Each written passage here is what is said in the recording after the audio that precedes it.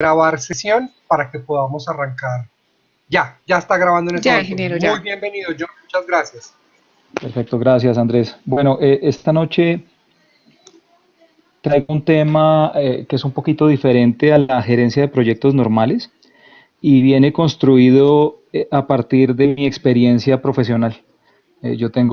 Ya cumplí este año 20 años de carrera profesional, toda la vida en el mundo de los hidrocarburos, pero he mutado desde la gerencia de proyectos hasta la gerencia comercial y ahora hasta la gerencia general de una compañía.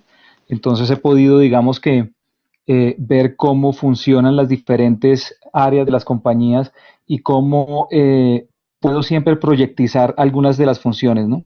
Cómo aplicar la gerencia de proyectos en otras funciones de las empresas. Entonces, por eso les traigo este tema de hoy, que es la gerencia de proyectos comerciales, que fue una opción de carrera para mí realmente. Entonces, es lo que les vengo a compartir hoy. La agenda eh, que tengo para hoy es muy sencilla. Vamos a ver la función comercial entendida como lo que son ventas de valor, es decir, las ventas que requieren un esfuerzo comercial de demostrar el valor y de poder entregarle valor a los clientes que pagan por el bien o servicio. Vamos a ver la venta de valor, cómo funciona. Y ahí luego vamos a entrar a un tema que se llaman los proyectos emergentes. Como les comentaba, yo empecé a investigar cómo funcionaría la función comercial desde el punto de vista de gerencia de proyectos y encontré que existen un tipo de proyectos que se llaman los proyectos emergentes y se comportan muy similares a lo que hacemos en la labor comercial. Entonces, eso vamos a mirarlo hoy. Y luego voy a contarles una experiencia particular mía que tuve en una compañía gerenciando un equipo de ventas y en donde apliqué esta metodología que es bastante sencilla pero bastante poderosa. Entonces por eso se llama allí del dicho al hecho y luego unas reflexiones finales y quiero pues que allí entremos a la sesión de preguntas y respuestas en la medida de lo posible. Bien, entonces continuemos. Bueno, la función comercial, ustedes si han visto el programa El tanque de tiburones, cada vez que estos emprendedores presentan sus proyectos de negocio, este señor Kevin O'Leary es quizás el señor Maravilla, la persona que es más radical en cuestionar cómo se va a sostener un negocio y es con las ventas. Y a veces uno como gerente de proyecto, como viene del área técnica, no lo entiende muy bien, pero Kevin O'Leary lo dice muy claro allí y es que todo se trata de ventas. Todas las compañías venden algo, nosotros como gerentes de proyecto vendemos nuestros servicios y todo se trata de poder vender lo que nosotros estamos ofreciendo. Bien, entonces es el mensaje principal. Y bueno, la función comercial entendida como gestión comercial tiene cuatro pilares fundamentales. El primero es la estrategia de los clientes y es todo lo que tenemos que hacer para segmentar nuestros clientes, para encontrar nuestro nicho de mercado, para decir cómo voy a vender, para decir qué voy a vender, mi propuesta de valor, en fin, todo lo que es mercadeo y ventas entendido como tal está en ese pilar de estrategia de clientes.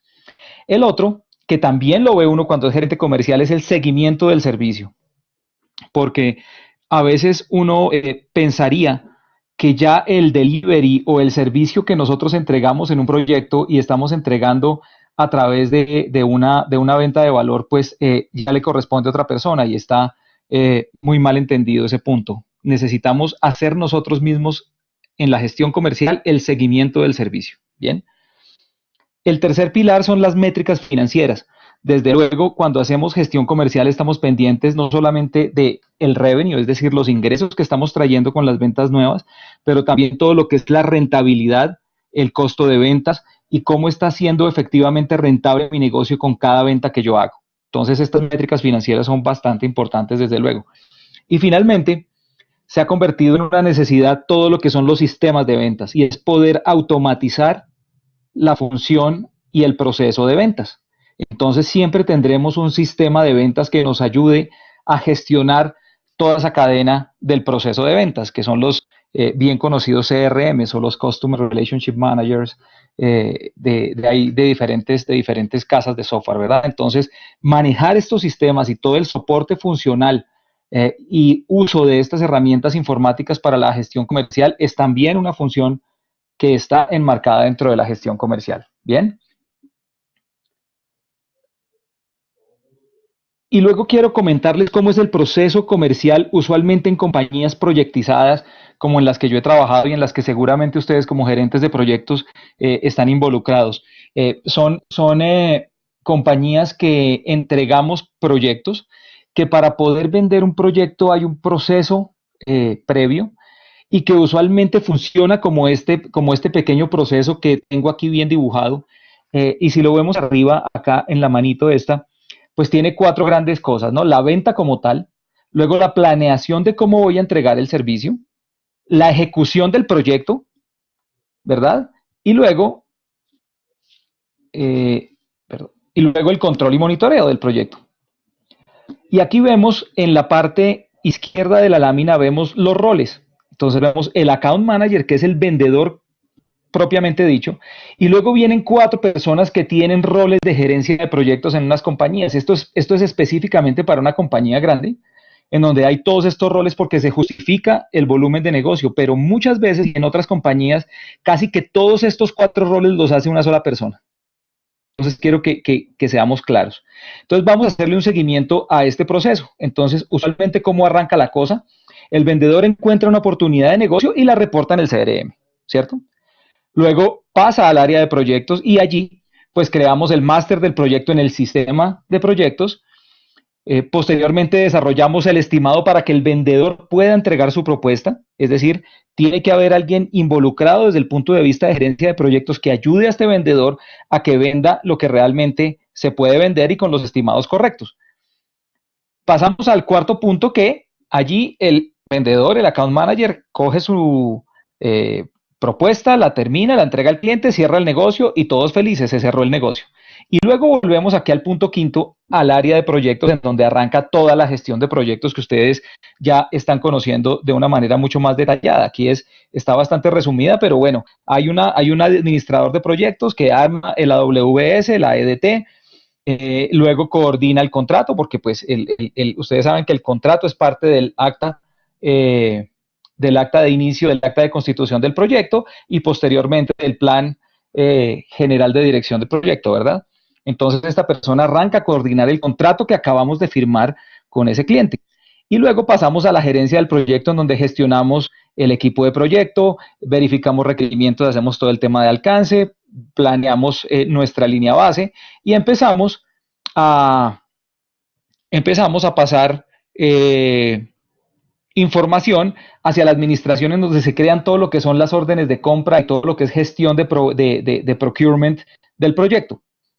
Bien, y luego estamos registrando por aquí, no tiene un rol en esta gráfica, pero es la contabilidad de la compañía, en donde siempre estamos registrando cómo se va ejecutando el proyecto y cómo vamos reconociendo el revenue o los ingresos que nos está dejando ese proyecto.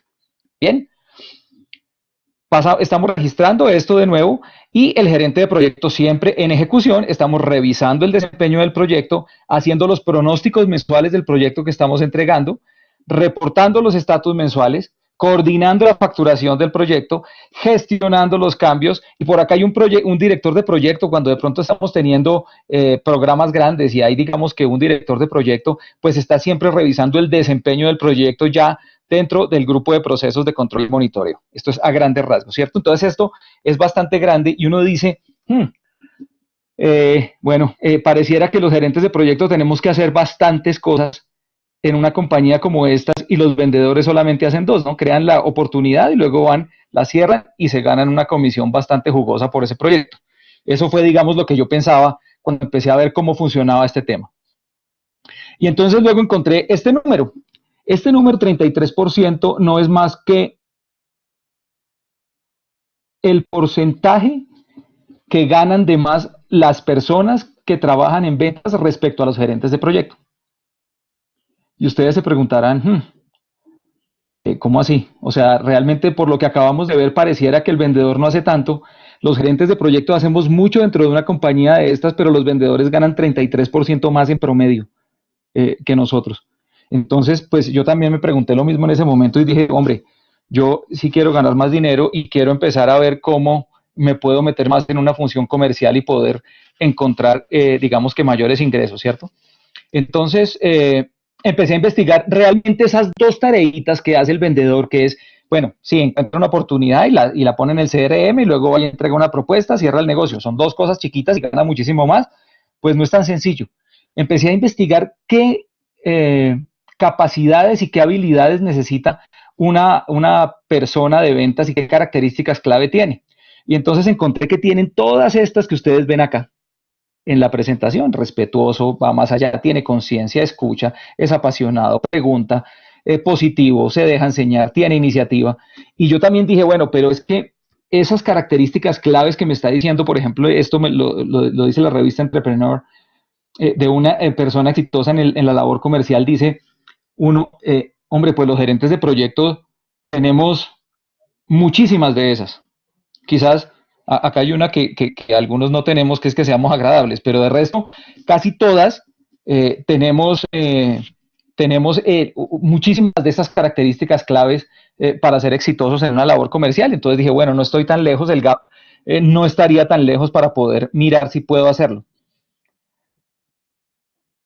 Y ahora quise luego entender el proceso de venta de valor. Y es lo que quiero contarles el día de hoy. Entonces, ¿cómo funciona la venta de valor entendida como proceso? Pues primero arranca con una generación de demanda, es decir, la gente comercial tiene que hacer una labor de poder encontrar gente que esté interesada en comprar lo que ellos venden. Eso se llama generación de demanda, que es una labor bastante complicada. Una vez que encuentra prospectos posibles de ventas, el análisis de los prospectos, luego los califica y dice, bueno, qué posibilidades tiene cada uno de llegar a una venta exitosa y arranca en un proceso de maduración, que lo vamos a ver ahorita en más detalle. Y finalmente sí cierra. Cualquier cosa que falle en el proceso, en estas cinco partes del proceso, pues quiere decir que la venta no se concretó y se perdió el negocio, digamos. Entonces, por eso es tan importante que el proceso se siga de manera rigurosa. Y empecemos a ver la primera parte del proceso. Lo primero es la generación de demanda, como veíamos. Usualmente esta generación de demanda la hacen unos personajes que se llaman los BDMs o Business Development Managers o gerentes de desarrollo de negocios, que hacen básicamente cinco cosas, que son las que están acá. Lo primero es que hace el plan de go-to-market o el plan de cómo vamos a ir al mercado. Es decir, él puede diseñar la primera parte que veíamos de encontrar el nicho de mercado, cuál es mi cliente objetivo, hago mi segmentación, encuentro cuáles son mis clientes potenciales y cómo voy a llegarles con lo que yo estoy ofreciendo. Se encarga del alistamiento de campo y es que organiza todo lo que tiene la compañía para poder brindarle un soporte efectivo y poder cerrar esa venta. Hace el desarrollo de negocios como tal, que es ir ya y hacer la maduración de oportunidades comerciales con los clientes. Provee el soporte comercial, esto es, usualmente hay un Business Development Manager y ciertos vendedores, entonces él también tiene un conocimiento mucho mayor y puede ayudarles a los vendedores que están más abajo de él, dándoles un soporte comercial y desde luego es la persona que asegura los ingresos para la compañía.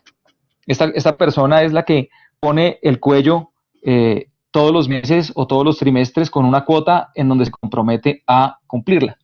Y entonces vemos cuál es la misión, que es la que estábamos revisando en este cuadrito, las actividades que tiene cada uno de ellos y más o menos qué porcentaje del tiempo le toma. Entonces, haciendo la estrategia de go-to-market o la ida al mercado, pues tiene actividades como desarrollar el plan de negocios, hacer los planes de cuentas y hacer toda la cooperación con las otras áreas de la empresa, por ejemplo. Y en la generación de demanda hay varias formas de hacerlo. Los uno a uno, que es cuando yo hago un plan de cuenta definido para un cliente específico, es decir, hago una estrategia completa para un solo cliente, por ejemplo, Ecopetrol. Vamos a responder las preguntas al final, por favor. Entonces, vamos a ir a esta cuenta en específico y vamos a diseñarle una estrategia a este cliente en particular. Eso es una estrategia de generación de demanda uno a uno. El uno a pocos, y es cuando yo tengo un nicho pequeño. Tengo un nicho pequeño y puedo definir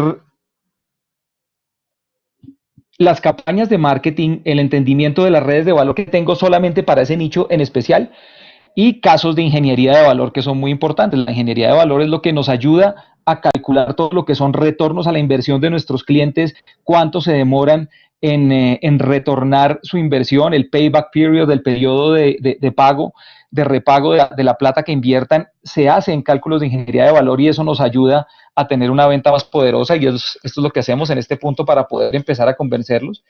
Y luego viene lo que se llama el uno a muchos, que son las campañas de marketing masivas, email marketing, redes sociales y generación de contenidos en métodos y medios virtuales y digitales, ¿cierto? Entonces es mucho más masivo y también es parte de la responsabilidad de los Business Development Managers.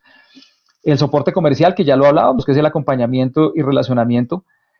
Y algo muy importante, provee todo lo que es el liderazgo de conocimiento. Esta es una persona que, como casi todos ustedes, gerentes de proyecto, tienen un conocimiento profundo de lo que hace la compañía y de lo que vende.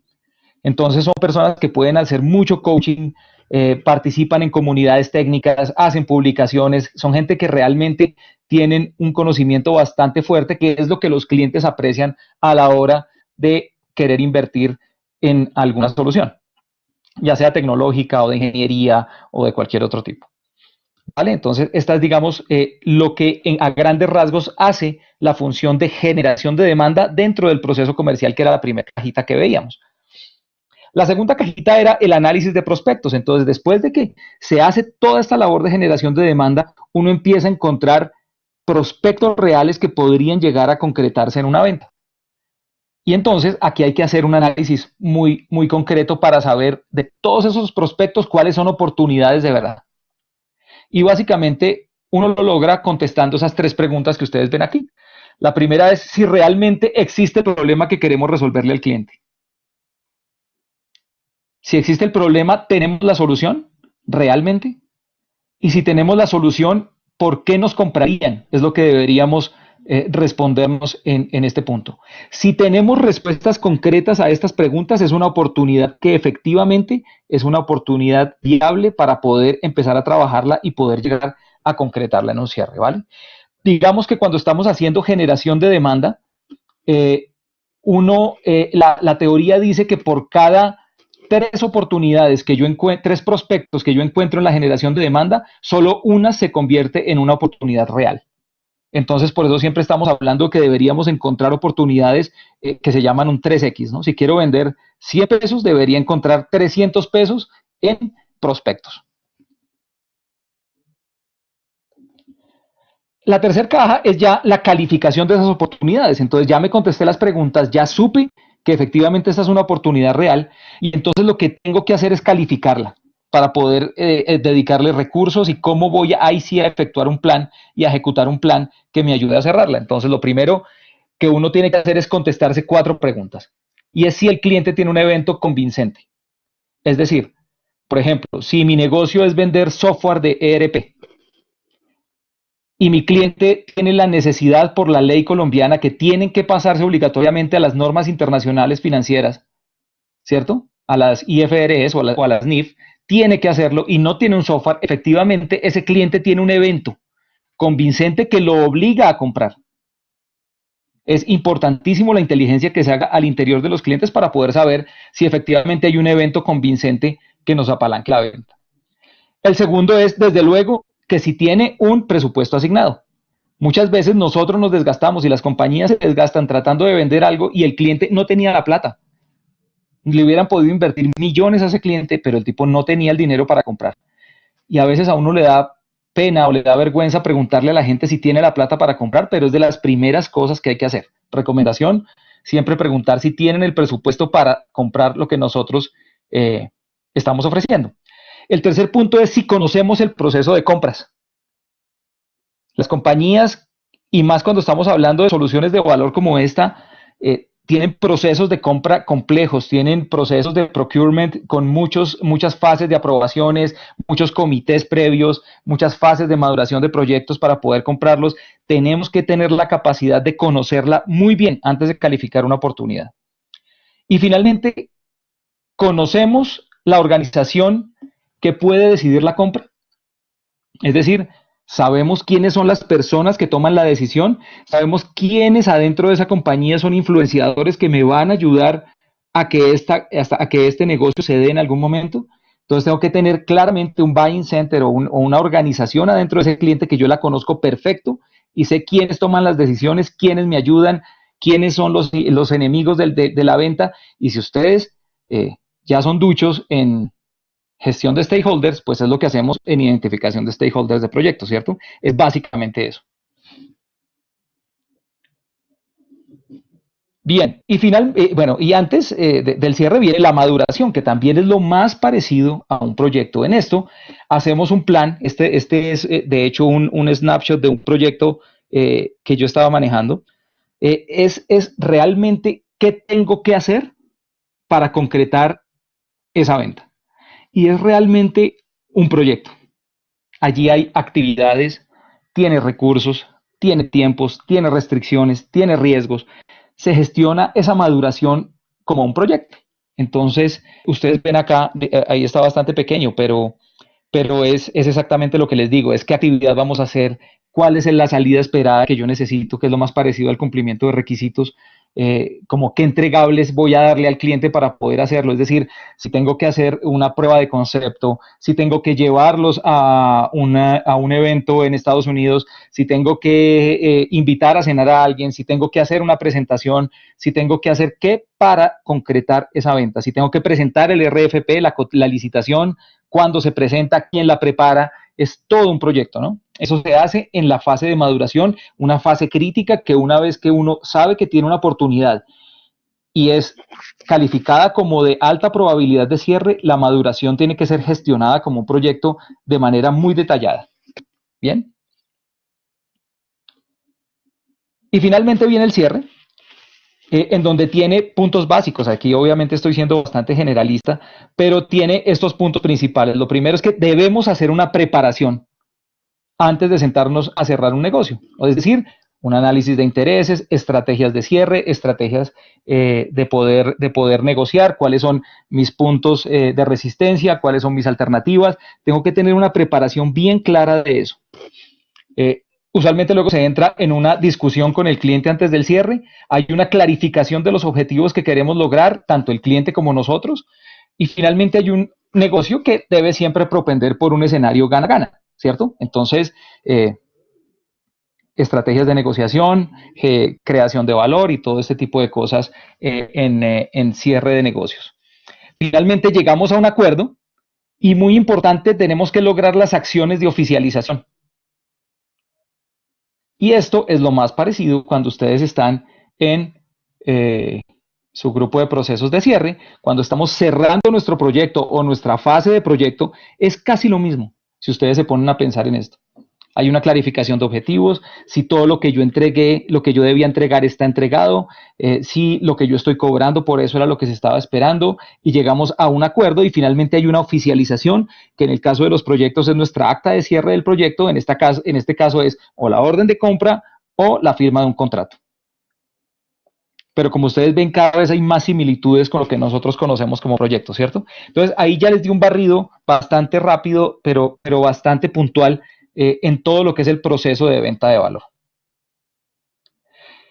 Y ahora quiero comentarles el tema de los proyectos emergentes. Como les comentaba al principio, pues me puse a averiguar cómo poder proyectizar esas funciones la primera vez que me tocó hacer gestión comercial, así digamos, de forma directa, y encontré que hay un tipo de proyectos que funcionan de esa manera como la función comercial, que no son tanto el proyecto que conocemos nosotros, tiene cosas muy similares, pero es un poquito diferente, ¿no? Entonces encontré que hay una cosa que se llaman los proyectos emergentes. Estas características de estos proyectos son, lo primero, que uno sabe lo que quiere como resultado, pero no sabe cuándo lo va a lograr. Entonces, si ustedes recuerdan la triple restricción de alcance, costo y tiempo, pues tengo mi alcance, yo sé que quiero vender, el costo, sé cuánto vale, pero no tengo el tiempo. Yo quisiera cerrar una venta de estas mañana, pero la verdad uno no sabe cuándo cierra la venta. Entonces es complicado manejar este tipo de proyectos con un enfoque tradicional cuando una de las variables no está bien definida, ¿cierto? Entonces, un ejemplo concreto de esto es, por ejemplo, buscar trabajo. El proyecto, si alguno de ustedes queda desempleado, empieza a buscar trabajo. Usted sabe qué quiere, usted quiere tener trabajo, sabe cuánto quiere ganar y, y sabe cuánto quiere ganar, pero no sabe cuándo lo va a conseguir, ¿cierto? Uno arranca a buscar trabajo queriéndolo conseguir mañana, pero resulta que no se sabe cuándo lo consigas. Entonces es importante. Otro proyecto que es un proyecto emergente es escribir un libro. Uno arranca a escribir un libro, uno tiene la idea concreta en la cabeza, sabe cuánto tiene en dinero o en inversión para terminar ese libro, pero no sabe realmente cuándo termina el libro, cuándo le pone fin a su libro. O también ocurre cuando son los cambios culturales. Uno arranca, uno arranca un proceso de cambio cultural, hace todo lo que tiene que hacer, el change management, la gestión de cambio que ustedes que hacemos, pero realmente nosotros no sabemos la gente cuándo interioriza el cambio y cuándo empieza a efectuar la nueva cultura que nosotros queremos, por ejemplo. Entonces, esos son ejemplos de proyectos emergentes. De nuevo, sabemos qué queremos, sabemos cuánto puede costar, pero no sabemos cuándo lo vamos a lograr, ¿vale? Entonces, por eso es particular. Y entonces eso nos lleva a que no se puede planear todo de una vez.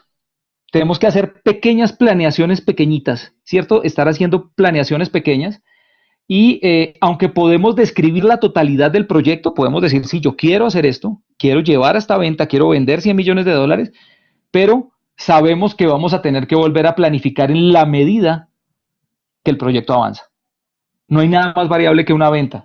Estamos tratando de vender un proyecto grande a una compañía y cambia un stakeholder, se demora la licitación, pasa cualquier cosa, se quedaron sin presupuesto, tuvieron una contingencia y el proyecto no va. Entonces, hay demasiados cambios que nos obligan a planificar en la medida que se avanza.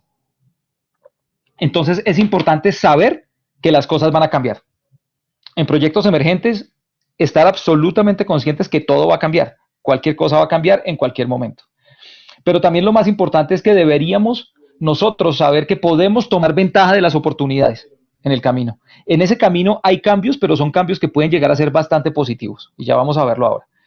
Y para eso es importante un concepto que es el serendipity o la serendipia, que muchos están hablando ahora, y es la cualidad de una persona para advertir que ha logrado descubrir una cosa importante, más allá de que ésta no guarde un vínculo con lo que buscaba originalmente. El mejor ejemplo de serendipia es el Viagra, como ustedes bien conocen, fue una medicina diseñada para que funcionara como un vasodilatador cardíaco, para que mejorara la función cardíaca, pero tuvo otro tipo de beneficios, ¿no? Y entonces cuando se descubrieron ese tipo de beneficios tan buenos, se descubrió una nueva forma de utilizar esa medicina de una manera mucho más rentable y de mucho más beneficio para la humanidad, ¿no? Entonces, esa es la serendipia. Y cuando estamos manejando proyectos emergentes tenemos que ser claros de eso, que aunque estamos en un mundo con bastante incertidumbre, las cosas que ocurren pueden convertirse en cosas muy buenas si estamos alerta. ¿Bien? Y finalmente son proyectos en los que dependemos de otras personas para completar el proyecto. Yo sé que en los otros también, pero en este tenemos incluso dependencias muy fuertes de terceros, de influenciadores, de gente que nos tiene que ayudar y que nos puede ayudar a cerrar un negocio y tenemos que traerla hacia nuestro lado. Entonces debemos ser absolutamente conscientes que dependemos de otras personas en este tipo de proyectos. ¿Vale? Bien, y entonces para poder gestionar este tipo de proyectos se utilizan metodologías iterativas. Estas metodologías iterativas que ustedes ya seguramente han podido empezar a investigar al respecto, la mayoría se conocen como metodologías ágiles. Porque realmente cuando estamos hablando de metodologías ágiles, por ejemplo, en construcción de software, fíjense que ahí la restricción que está variando es el alcance. Entonces yo tengo un tiempo definido, sé cuánto me están pagando por el software, pero el alcance está variando todos los días dependiendo de los usuarios, de los bugs, de la experiencia de usuario, del user interface, de todo eso que está cambiando en la entrega del software, no hace que mi alcance sea bastante variable y lo tenga que manejar con una metodología iterativa o ágil. Esto es lo mismo, pero nuestra variable aquí es el tiempo, ¿cierto? Entonces, para poder tener una metodología iterativa exitosa en este punto, debemos diseñar criterios de éxito que son cambiantes en el tiempo. Y ahí uno se confunde un poquito, porque ¿hasta dónde un criterio será exitoso? Tenemos que ser absolutamente claros en eso cuando estamos manejando este tipo de proyectos. Aunque yo quiero cerrar un negocio que vale 10 millones de dólares, si lo termino vendiendo en 7 todavía es exitoso, por ejemplo, o si la rentabilidad del proyecto que yo estoy vendiendo va a ser del 45% de EBITDA, si la termino vendiendo en 25 todavía es bueno. ¿Hasta dónde puedo yo tener esa flexibilidad? Fíjense que son criterios de éxito que son cambiantes y además me los cambia la necesidad de cerrar un negocio. Por ejemplo, cuando un cliente lo sienta a uno y le dice, le firmo ya si me da 30% de descuento. Y hay que tenerlo absolutamente claro antes de sentarse a tener esa conversación, ¿cierto? Entonces, es importantísimo diseñar estos criterios de éxito que sean cambiantes en el tiempo y tener claro hasta dónde los considero exitosos, ¿vale? El segundo punto es planear para el ahora. Estamos planeando para hoy. Hay un dicho en gestión comercial y es que el tiempo mata los negocios, ¿no? Time kills deals. No podemos alargar mucho un proceso de ventas, tenemos que acortarlo lo más posible, por lo cual debemos planear y ejecutar para el ahora, lo más rápido posible. Y el tercer punto es planear, replanear. Como mirábamos, la continuidad de la planeación en este tipo de proyectos es bastante fuerte, entonces debemos tener como una planeación para replanear, es decir, ¿cómo voy a organizarme para poder estar replaneando? Tenemos que tener el espacio para poder hacerlo. Y finalmente, prepárese para manejar sorpresas. Esto es tener un enfoque adaptable. Cualquier cosa puede pasar en los negocios. Entonces tenemos que tener una preparación para poder manejar sorpresas. No nos puede salir algo de la nada y no puede responder. Tenemos que estar preparados para responder muy rápido. Bien, entonces ya de manera rápida sabemos cómo se gestionan. Y luego desde luego, como todos los gerentes de proyecto, debemos medir el progreso. La mejor forma que yo encontré para esto es utilizar una tabla Kanban sencilla, en donde encuentro lo que hay que hacer, lo que estoy haciendo y lo que ya está hecho, y en donde incluyo estas cosas que son importantes en esa tabla Kanban para la gestión comercial, los riesgos y oportunidades que tengo en cada oportunidad comercial, valga la redundancia con lo de oportunidades. Es decir, qué riesgos tengo de perderla y qué oportunidades tengo de agrandarla. Bien, tengo que tener absolutamente claro eso en mi tabla de progreso. ¿Qué obstáculos voy a tener en el camino? ¿Qué se me está presentando? Hay una persona que no quiere poner la orden de compra, hay un usuario que en las pruebas de concepto no me da el visto bueno para seguir, la licitación está teniendo un sesgo, es decir, todos los obstáculos que yo pueda encontrar en el proceso comercial debo tenerlos claramente especificados en mi tabla. ¿Cómo puedo escalar los problemas? Recuerden, la dependencia en otras personas, pues es este el punto, y sobre todo en gestión comercial cuando estamos hablando de venta de valor, que debemos saber cómo podemos escalar a los niveles directivos de nuestra compañía para que nos ayuden a destrabar ciertas cosas que solamente se destraban si se hablan a nivel ejecutivo, ¿no? Entonces debemos tener claro un patrón de escalamiento una vez que un negocio se está trancando, no morir esperando que se arregle solo, sino que si vemos que llega una tranca y no nos deja pasar, debemos tener claro el camino de escalamiento para poder por lo menos gestionar que se destrabe, ¿vale? La frecuencia es cómo voy a adaptarme y cómo voy a gestionar los cambios de lo que está ocurriendo. Es decir, cada cuánto voy a estar revisando mi progreso, ¿cierto? ¿Qué voy a hacer, no? ¿Con cuánta adaptabilidad voy a manejar mis cambios? Y finalmente en esa tabla también voy a tener siempre los hitos claves. Entonces ya son maestros en hitos. Entonces, hitos claves que van a ocurrir. Sale la licitación, se entrega la licitación, hay una ronda de renegociación. Entonces, ¿cuáles son los hitos claves en mi proceso de ventas que tengo que tener clarísimos? Son fechas que usualmente si uno no las cumple, se perdió el negocio. Entonces, es importantísimo tenerlo allí bien desarrollado. Vale, importante también siempre en los proyectos emergentes estar pensando en la retrospectiva. Tenemos que tener un espacio que nos permita analizar y pensar qué pasó en los días previos para poder mejorar más rápido. No podemos esperar a una revisión de forecast o revisión comercial dentro de 15 días o dentro de un mes, porque como sabemos estas cosas cambian día a día, debemos tener espacios que nos permitan hacer retrospectivas bastante cortas y poder mejorar más rápido. Es decir, si no nos está recibiendo una persona clave que nos tiene que recibir para gestionar algo, ¿qué debemos hacer rápidamente para eso? Si no nos está funcionando algo, ¿qué debemos cambiar para que empiece a funcionar de manera rápida? ¿Vale? Importante cuando tenemos equipos trabajando en proyectos emergentes es valorar la improvisación. Esto significa crear nuevos órdenes, ¿no? Algo que se llama la improvisación emergente. Lo más parecido a la improvisación emergente es la evolución de los seres vivos. Ocurre sola y ocurre porque estamos queriendo siempre superar algún obstáculo que nos da el medio ambiente, ¿cierto? Entonces debemos dejar que nuestros equipos encuentren la forma de evolucionar para poder manejar problemas. Y eso es dejar que la gente nuestra y nosotros mismos permitirnos improvisar. Aunque nos guste ser bastante cuadriculados en algunas cosas, debemos darnos la libertad de cuando tenemos un inconveniente, tenemos algo por ejecutar y no sabemos bien cómo hacerlo, podernos dar la libertad de improvisar para poder salvar ciertas situaciones, ¿vale? Y desde luego, como buenos gerentes de proyectos, comunicar. La comunicación del estado de cosas es supremamente importante. En estas ventas de valor hay bastantes personas involucradas y bastantes interesados dentro de la compañía y dentro del cliente. Entonces, la comunicación del estado de cosas tiene que ser bastante efectiva. Bien, entonces aquí vamos al tema de gestión y voy a contarles una experiencia propia que ya después de que pasaron unos casi 3 años, puedo contarla. Fue una cosa que yo le puse el proyecto Sprint 2014 en una compañía de servicios petroleros donde yo era el gerente comercial, en donde para el cuarto trimestre de 2014 mi meta era vender 100.000 millones de pesos colombianos, ¿no?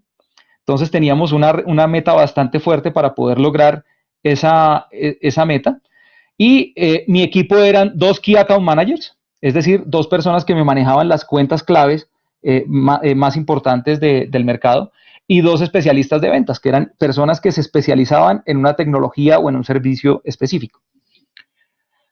Y desde luego, como eran vendedores, pues ellos no tenían experiencia previa en metodologías ni iterativas ni de proyectos. Ellos eran vendedores normales que salían a maletear y a tratar de cerrar negocios. Entonces, mi labor fue tratar de enmarcarlos en esta metodología para poder ejecutarla como yo quería. Entonces, voy a contarles cómo fue que hice acá del dicho al hecho. Organicé una tabla Kanban bastante sencilla, en donde tenía el nombre del vendedor, el nombre de la oportunidad y solamente me enfoqué en cada vendedor, cada una de estas 4 personas tuviera 4 oportunidades principales, las más grandes. No me iba a preocupar por nada más, podría llamar el cliente más importante por un negocio, si no estaba dentro de esas 4, no lo íbamos a atender porque necesitábamos foco de láser. Bien, el valor de la oportunidad y cómo íbamos avanzando en cada uno de los 3 meses que me faltaban para cerrar el año. Entonces aquí yo tenía además esto compartimentado por semanas. Y lo estaba manejando con los post-its normales que se manejan en las metodologías iterativas, en donde estábamos siempre reportando el estado de la oportunidad, las actividades del roadmap to close, que es el plan de maduración, esa tablita que yo les mostré de maduración, era justamente cómo estábamos llevando esas actividades de maduración a concluirlas. Y finalmente, si el vendedor tenía peticiones de ayuda, es decir, tengo un problema y necesito ayuda, ahí en ese momento era el momento de decirlo, o peticiones de cambio, necesito cambiar algo que no está funcionando, ahí se hacía la petición de ese cambio. Y con unas banderitas rojas estábamos marcando todo el tiempo qué retrasos teníamos para poder cerrar. Como ustedes ven, era 100.000 millones de pesos en 3 meses, era algo que no podía retrasársenos mucho, entonces los retrasos en los planes de maduración se tenían que marcar con banderitas rojas.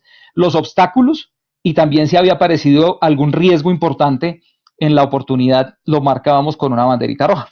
Bien, entonces voy a mostrarles cómo se vio esto durante su ejecución. Ahí tomé unos registros fotográficos. Este era uno de los vendedores en donde, si ustedes ven acá la tablita, ahorita la vamos a ver más cerca, era donde cada uno pasaba y daba su reporte de cómo iba ejecutando su plan de maduración de sus top 4 oportunidades. Bien. Este era el equipo de gente y había, además de los 4 vendedores, una asistente o una secretaria que nos ayudaba a tener todas las peticiones de ayuda, peticiones de cambio, y empezábamos a hacerle un seguimiento a lo que estaban pidiendo los vendedores para poder cerrar sus oportunidades. Entonces cada uno pasaba y ahí vemos cómo fueron llenando la tabla al final, hasta el final. Esta es un close-up un poquito para que vean cómo se veía. De pronto aquí más adelante se ve mejor. Si ustedes ven acá, entonces, por ejemplo, este personaje, el primero, arrancó con una meta de 19.000, casi 20.000 millones de pesos de meta en estas 4 oportunidades. Y esta es una típica muestra de serendipia o de serendipity. Teníamos con este cliente una oportunidad de 500 y pico de millones, era el principio, y resultamos cerrando, como ustedes ven, en la tercera semana, quedó ganada, una oportunidad por 4.118, ¿cierto? Entonces, esa fue eh, una clara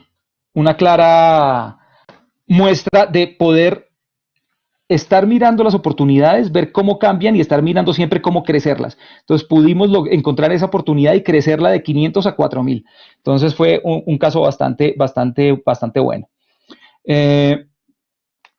Algunas murieron por el camino. Por ejemplo, acá, estas que ven ustedes rojas acá fueron oportunidades que se estancaron y no pudieron seguir. Problemas, riesgos se fueron materializando, fuimos aquí marcándolos. Y en la última parte ustedes ven aquí una clara muestra de lo que es la adaptabilidad en proyectos emergentes. Por ejemplo, esta persona cambió de oportunidades, en 2 veces la oportunidad, y esta la cambió de valor varias veces, y esta la cambió de cliente y de valor.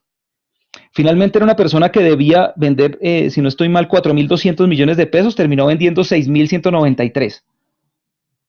Entonces, pero fue porque tuvimos rápidamente la adaptabilidad de saber que una oportunidad de estas moría, podíamos adoptar otra rápidamente y empezar a trabajarla rápido para cerrarla. Entonces, la adaptabilidad que nos requiere en ese punto.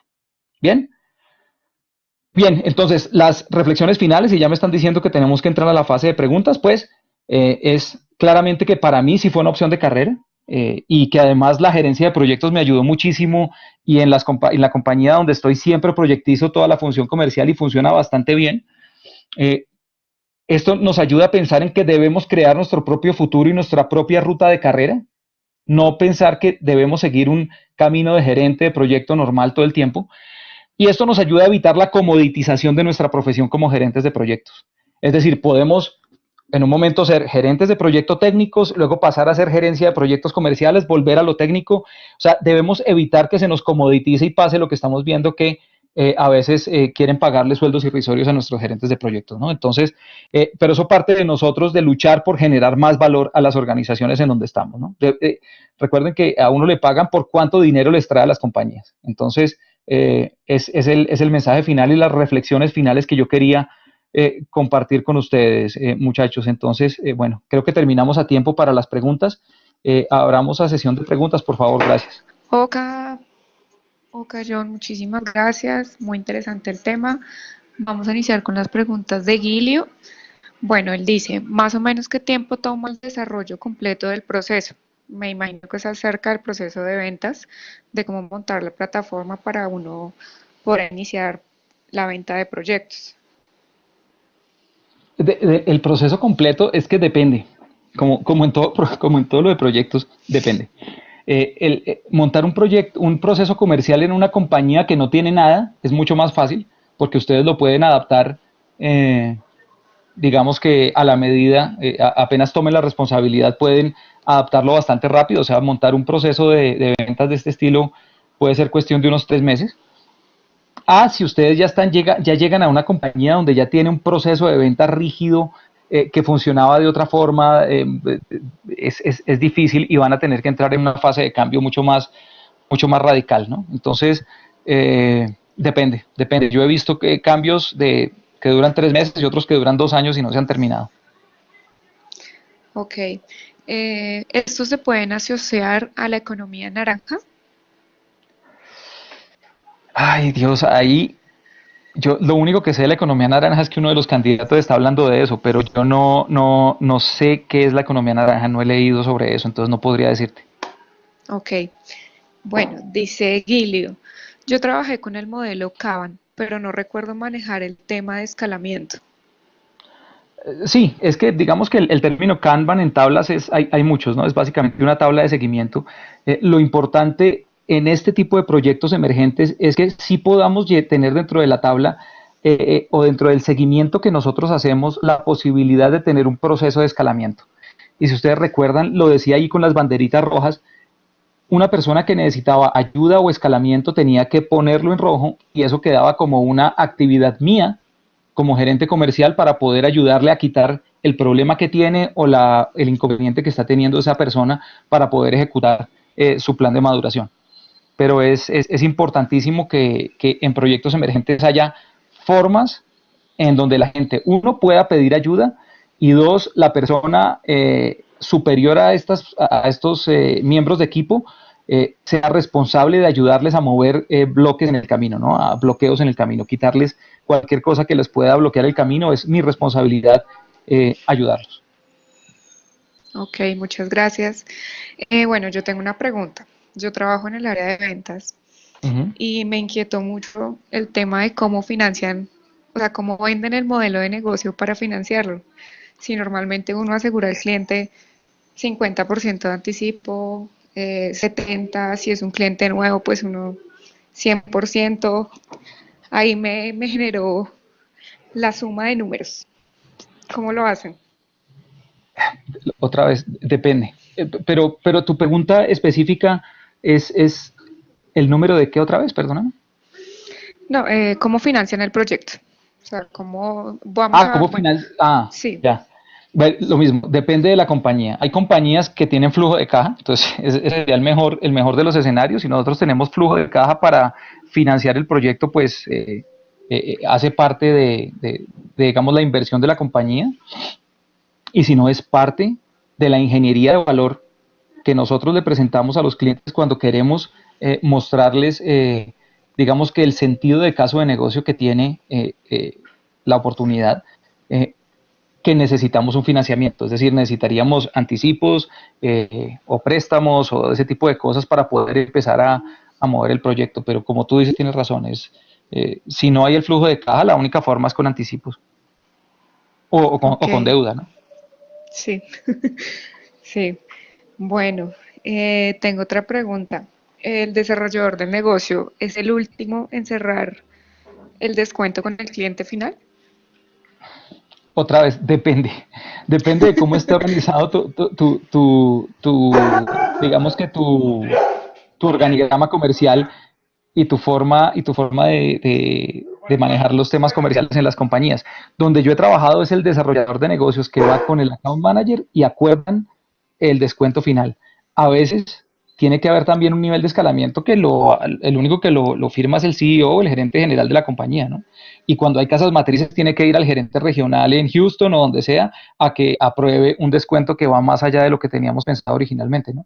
Y todo eso tiene que estar claramente diseñado en el nivel, en la forma en que vamos a escalar los problemas, ¿no? Es decir, si yo me siento a negociar y me piden 35% de descuento y sé que no lo logro dar, ¿a quién tengo que llamar? Y la persona tiene que estar disponible para llamarla en ese momento, porque no podemos aplazar una negociación por eso.